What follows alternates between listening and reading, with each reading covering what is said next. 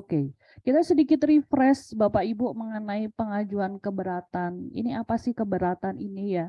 Seperti tadi kita sudah sampaikan bahwa wajib pajak dapat mengajukan keberatan mengenai materi atau isi dari ketetapan pajak atau terhadap materi atau isi dari pemotongan dan pemungutan pajak. Jadi jika dalam SKP pada saat pemeriksaan biasanya di pembahasan akhir itu ya, Bapak Ibu akan bertemu dengan tim pemeriksa gitu dari hasil pemeriksaannya teman-teman pemeriksa pajak. Ternyata Bapak Ibu masih ada yang tidak setuju. Menurut Bapak Ibu seharusnya tidak seperti itu. Nah, ini Bapak Ibu bisa mengajukan upaya hukum keberatan. Ini bisa diajukan atas SKPKB, SKPKBT, SKPLB. Nah, ini biasanya menurut pemeriksa sekian, menurut wajib pajak ternyata seharusnya LB-nya lebih besar gitu. Atau SKPN juga bisa gitu. Ini biasanya juga terkait LB gitu ya. Harusnya terbit LB misalnya gitu. Menurut wajib pajak harusnya masih ada LB. Ternyata produk yang keluar adalah SKPN. Ini juga bisa diajukan keberatan.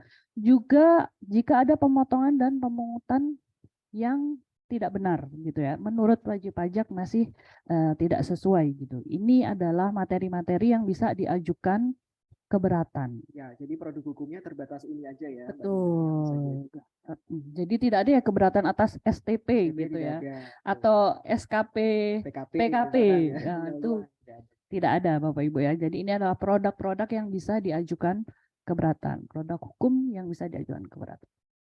Selanjutnya, secara umum Bapak Ibu, secara umum persyaratan pengajuannya yang pertama adalah permohonan tertulis ya, karena ini memang aturannya lama ya, tapi nanti itulah kenapa harus ada payung hukumnya ketika permohonan tertulis ini nanti jadi bisa disampaikan secara elektronik begitu ya. Nggak bisa secara lisan aja ya. Betul. Pak, saya mau ajukan keberatan nggak bisa. Iya, jadi harus tertulis gitu, harus ada dokumennya dan harus disampaikan dalam bahasa Indonesia gitu ya.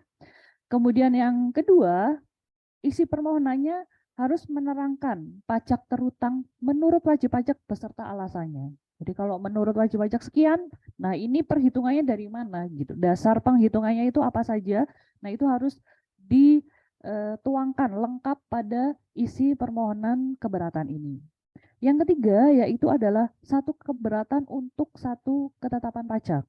Jadi misalnya dalam proses pemeriksaan ternyata produk hukumnya ada beberapa ketetapan, jika Bapak Ibu ingin mengajukan keberatan harus masing-masing Bapak Ibu ya, satu SKP atau satu ketetapan pajak itu satu berkas atau satu surat gitu. Selanjutnya adalah untuk jangka waktu, ini adalah 3 bulan sejak ketetapan pajak dikirim gitu ya. Mungkin Bapak Ibu bisa ketika terima SKP, nah itu bisa dicek di sana tanggal pengirimannya tanggal berapa gitu. Atau kadang untuk mudahnya sering ini ya Mas yang dijadikan patokan tanggal terbitnya gitu ya. Betul. Ya, tapi seharusnya itu yang 3 bulannya itu adalah yang dilihat adalah tanggal pengiriman SKP-nya. Walaupun kami di KPP tentunya tidak terlalu lama Bapak Ibu, sejak terbit sampai dikirim itu biasanya 1-2 hari kerja sudah kami kirimkan atas SKP tersebut. Selanjutnya yang kelima yaitu adalah harus melunasi pajak minimal jumlah yang disetujui dalam pembahasan akhir ya. Mau dibayar semuanya ya nggak apa-apa, tapi minimal harus melunasi sebesar jumlah yang disetujui dalam pembahasan akhir ya. Berita acara pembahasan akhir di sana akan mencantumkan berapa yang menurut pemeriksa dan berapa yang disetujui oleh wajib pajak. Itu dan nominalnya pun sebenarnya sudah tercantum di SKP juga ya, di bagian yang paling bawah. Di paling bawah itu ada nampak juga yang menurut wajib pajak kurang bayarnya atau lebih bayarnya atau seharusnya berapa ya. Itu yang harus dilunasi. Yang ketujuh yaitu tanda tangan. Nah, ini ya dalam hal manual gitu, paper base gitu harus ditandatangani oleh wajib pajak atau kuasa, dan jika diwakilkan tentunya harus ada surat kuasa khusus. Oke. Dan yang ketujuh yaitu ketentuan lain tidak mengajukan permohonan pasal 36 Bapak Ibu ya. Pasal 36 ini adalah yaitu permohonan pengurangan pembatalan lebih tepatnya. Betul. Kalau SKP harusnya pembatalan ya, pembatalan SKP yang tidak benar seperti itu. Jadi nggak boleh double ya? Nggak boleh double. Mengajukan keberatan dan juga pembatalan. Jadi harus Betul. salah satu dulu. Dan kalaupun keberatannya dicabut, tetap tidak bisa mengajukan ya Mas, 36 pasal 36 betul. Jadi harus memilih mau di 36 atau sebenarnya nggak memilih ya, tapi harus ini materinya memenuhi yang mana? Apakah Betul, untuk keberatan materinya? sifat sengketanya. Betul. Nah, itu tadi adalah secara umum Bapak Ibu. Nah, sekarang ini sudah bisa disampaikan nggak secara manual lagi, nggak pakai kertas lagi, tapi melalui e-filing atau secara elektronik. Nah, ini nama layanannya itu adalah e-objection. Ya, terkenalnya adalah e-objection. Nah, ini latar belakang kenapa kok akhirnya DJP gitu membuka atau mengembangkan layanan e-objection ini gitu.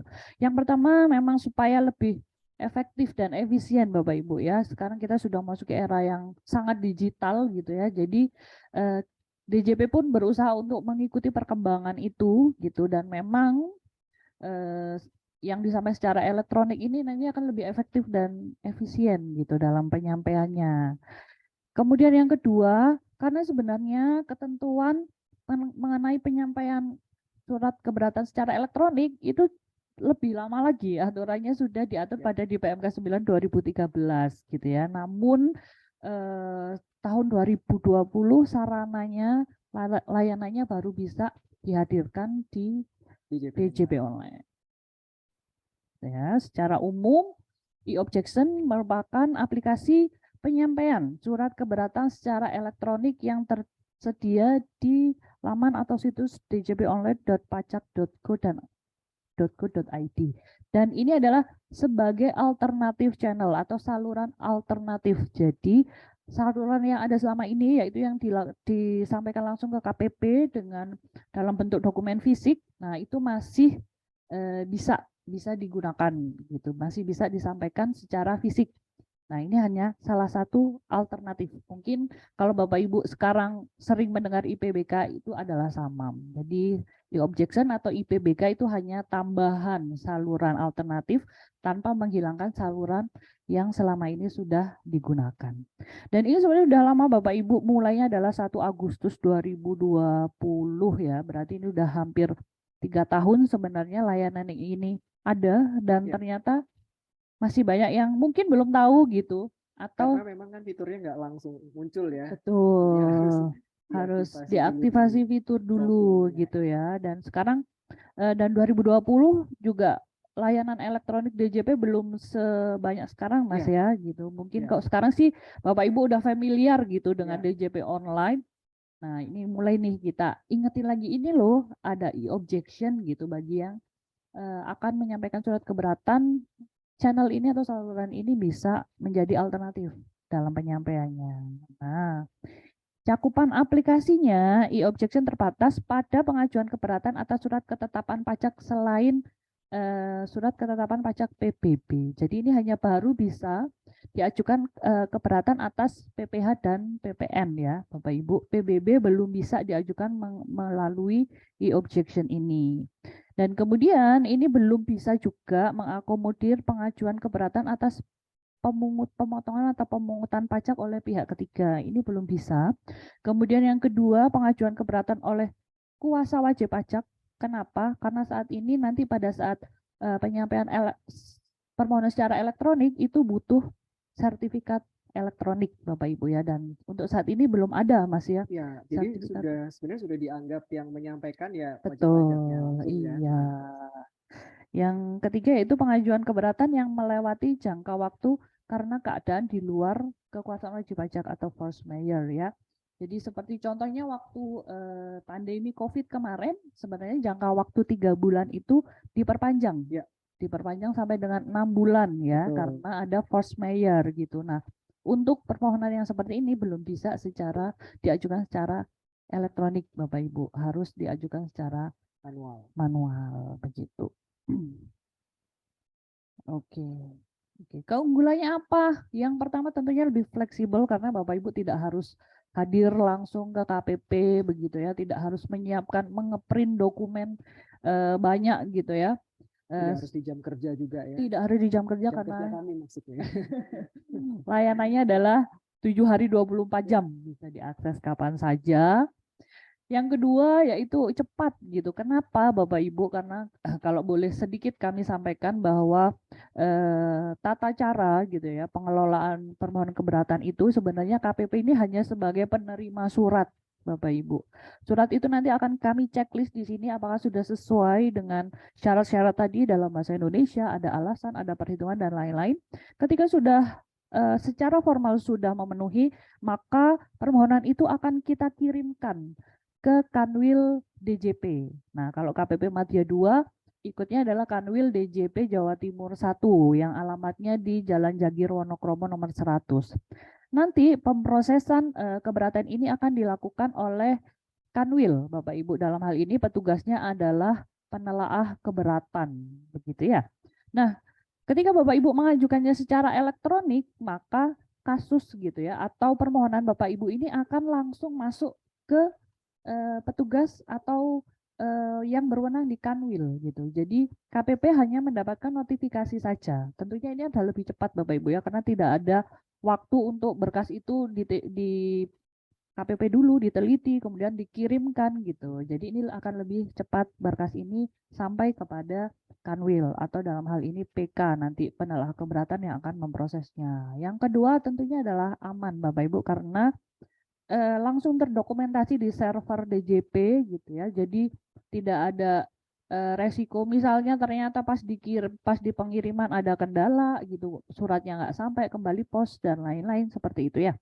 Karena dari begitu pula misalnya tercecer begitu ya. Ada berkasnya yang tercecer seperti itu karena dokumennya adalah fisik. Nah, karena ini sudah otomatis tersimpan datanya di server DJP maka akan lebih aman begitu. Yang ketiga tentunya, yang terakhir yaitu tentunya praktis ya karena sudah nggak perlu ngeprint lagi, cukup langsung tinggal 2 kali kerja lagi gitu ya, tinggal input semuanya di DJP online, kemudian tinggal submit di sana juga ya, begitu ya. Oke Mas Dian, dilanjut. Baik, itu tadi sekilas pengantarnya apa namanya yang sudah disampaikan oleh Mbak Dina. Apa yang harus disiapkan, kemudian apa saja yang bisa diajukan keberatan, kemudian kenapa muncul fitur e-objection ini. Nah, sekarang saya akan mencoba menginformasikan tentang bagaimana sih tahapan-tahapannya dalam menyampaikan permohonan keberatan melalui fitur atau menu e-objection di DJP online ini ya. Itu. Jadi penyampaian surat keberatan melalui e-objection ini disampaikan melalui dalam bentuk dokumen elektronik. Oh, suara saya agak kecil ya, agak jauh ya. Bentar. Cek, cek. Sudah? Sudah lebih terdengar sekarang?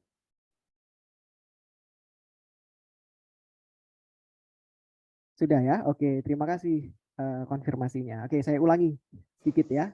Jadi untuk penyampaian surat keberatan dalam menu e-objection ini adalah disampaikan dalam bentuk dokumen elektronik. Kemudian alasan pengajuannya itu bisa diketik langsung, key in, atau juga bisa diunggah dalam format PDF. Gitu ya. Nah, kenapa nanti ada alasannya di slide berikutnya. Oke. Next slide dulu. Oke, jadi ketika nanti Bapak Ibu menuju atau masuk di menu e-objection, akan ada secara sistem terhadap berkas-berkas atau dokumen yang akan diajukan keberatan. Validasinya itu mencakupi yang pertama nomor SKP-nya.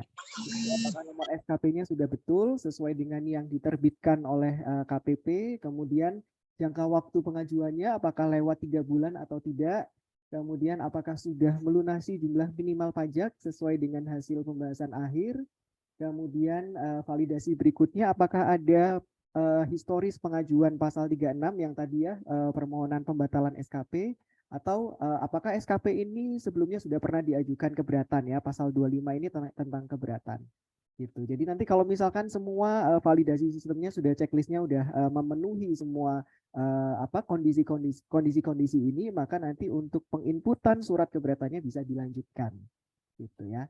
Kalau misalkan ada beberapa poin yang belum terpenuhi, nanti akan ada notifikasinya gitu. Dan notifikasi itu bukan merupakan penolakan formal ya Bapak Ibu ya, tapi hanya berupa pesan saja bahwa ini perekamannya belum bisa dilanjutkan karena ada yang kondisi-kondisi atau persyaratan yang belum terpenuhi. Jadi nanti bisa dicek kembali, dilengkapi kembali. Gitu. Kemudian nanti kalau misalkan dari checklist tadi hasil validasi ternyata Bapak Ibu wajib pajak mendapatkan notifikasi, nanti bisa juga menghubungi KPP. Ini salahnya ada di mana atau mungkin ada kekurangan apa? Apakah SKP nomor SKP yang saya input masih salah digitnya atau seperti apa? Nah nanti silakan bisa menghubungi KPP untuk melakukan klarifikasi. Kemudian untuk penandatanganan surat keberatan tadi juga sudah sempat disinggung. Kalau untuk surat fisiknya itu harus ditandatangani langsung oleh direkturnya atau pimpinannya, atau kalau pimpinannya berhalangan untuk menandatangani bisa juga menggunakan kuasa dengan dilampiri dengan surat kuasa khusus gitu ya. Tapi kalau untuk dokumen pengajuan secara elektronik nanti kita menggunakan tanda tangan elektronik dengan dengan menginput atau mengupload sertifikat elektronik. Nah, ini sertifikat elektronik yang diupload masih sertifikat elektronik perusahaan ya, Bapak Ibu ya. Jadi bukan Sertel OP yang kemarin sempat kami informasikan karena itu belum diimplementasikan secara nasional. Gitu. Jadi untuk pengajuan keberatan juga masih menggunakan Sertel ya, Sertel yang sama dengan e-faktur, dengan unifikasi, iBupot itu sama. Gitu. Kemudian kalau misalkan belum punya Sertel, tapi saya rasa udah semuanya lah ya ini. Nanti bisa mengajukan permohonan Sertel atau mungkin kalau Sertelnya kadaluarsa bisa mengajukan perpanjangan ya melalui Innova kalau statusnya adalah PKP atau kalau bukan PKP bisa secara manual ke KPP. Oke, lanjut. Oke, untuk penyampaian surat keberatan melalui e-objection ini tadi juga sudah sempat disinggung 24/7 ya, bisa dilakukan kapan saja dengan standar waktu Indonesia bagian barat gitu ya. Jadi tidak terbatas di jam kerjanya KPP. Jadi misalkan ini alasan-alasannya atau perhitungannya belum selesai nih, nggak ngejar kalau sampai hari Jumat ya, baru selesainya hari Sabtu atau Jumat malamnya. Nah, Sabtu atau Minggunya masih bisa dilakukan submit di DJP online. Ya. Tapi ini juga waktu Indonesia Baratnya juga perlu jadi perhatian ya. Kalau berlokasi misalnya lagi di ini paling lambat ya. Paling lambat, iya. Okay. Tapi bisa bermasalah juga kalau misalkan waktu pengajuannya mepet gitu. Iya. Mepet 3 bulan yang di sana udah duluan yang sebenarnya masih bisa, tapi masih bisa sebenarnya gitu. Oke, jadi nanti kalau sudah melakukan proses submit seperti biasa akan diterbitkan BPE atau bukti penerimaan sama seperti e-filing ya, pelaporan SPT itu. Kemudian BPE ini merupakan tanda bukti penerimaan surat keberatan. Jadi saat di tanggal BPE itulah saat Argo proses penyelesaiannya mulai berjalan gitu ya, Mbak Dina ya. Dan untuk tanggal yang tercantum dalam bukti penerimaan tadi merupakan tanggal surat keberatan diterima. Oke, untuk jangka waktu keputusannya adalah 12 bulan sejak tanggal BPE tadi ya. Gitu. Jadi kalau misalkan kami tidak bisa menyelesaikan proses permohonan itu dalam jangka waktu 12 bulan, maka nanti akan diterbitkan surat keputusan keberatan sesuai dengan nilai yang diajukan oleh wajib pajak di permohonan. Dikabulkan seluruhnya. Dikabulkan seluruhnya, betul. Oke, nah sekarang kita masuk ke langkah-langkah pengisiannya. Ini mohon maaf sekali, kami masih belum ada video tutorialnya. Jadi untuk sementara mungkin bisa dilihat di slide ini ya. Jadi nanti Bapak Ibu bisa masuk login ke DJP online, kemudian memilih menu e-objection. Kalau misalkan menu itu belum muncul di halaman di halaman dashboardnya, nanti bisa ke menu profil untuk melakukan aktivasi fitur layanan ya. Kemudian kalau sudah masuk ke menu e-objection, yang pertama harus dilakukan adalah menginput nomor SKP yang akan diajukan keberatan. Gitu. Jadi pastikan digit nomornya sudah sesuai, karena kalau misalkan nggak sesuai nanti dia nggak bisa lanjut. Gitu. Kan ada validasi sistem tadi. Kemudian nanti sistem akan melakukan validasi poin-poin yang tadi sudah saya sampaikan, apakah nomor SKP-nya sudah benar, kemudian apakah sudah melunasi nilai minimal pajak yang disetujui sesuai pembahasan akhir, kemudian apakah jangka waktu penyampaiannya belum terlewati atau sudah terlewati dan seterusnya. Gitu. Nanti kalau sudah tercentang semuanya, checklistnya sudah tervalidasi semuanya, next.